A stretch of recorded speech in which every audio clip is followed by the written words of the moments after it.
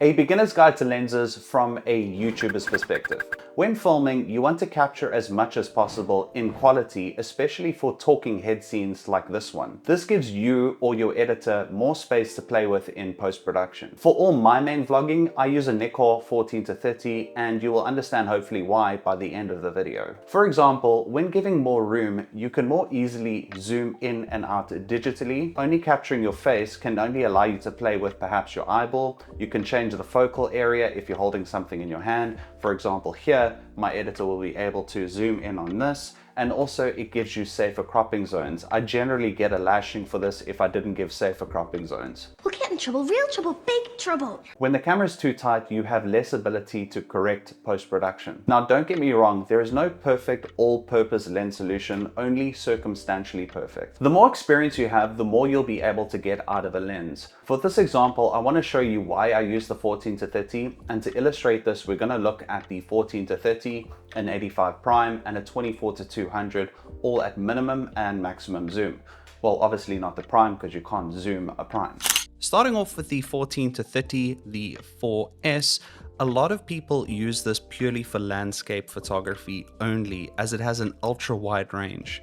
It's actually surprisingly versatile, but to the point you can be in a small studio and capture a really wide area. A lens like this does tend to have limitations when it comes down to needing to do B-roll and capture really fine detail. However, for a long time it was the only lens that I used for A and B-roll, so you can actually make it work depending on the type of videography that you're doing. Onto the 85 prime 1.8S.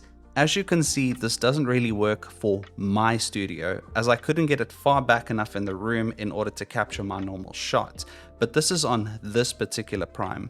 Prime's advantages in videography can be good, as it generally has a wider aperture, which means it's going to get better performance in low light environments, and generally it's sharper with more color. Furthermore, it does have a more shallow depth of field, which can be perfect for podcasting or vlogging environments. But in content creation, it lacks a little bit of versatility that one could need. For example, if you're changing your setup constantly, or you need to do B-roll with the same lens. Lastly, the 24-200 4-6.3. Now again, focusing on videography only, this is fast becoming one of my favorite lenses and is now dedicated to my B-roll only.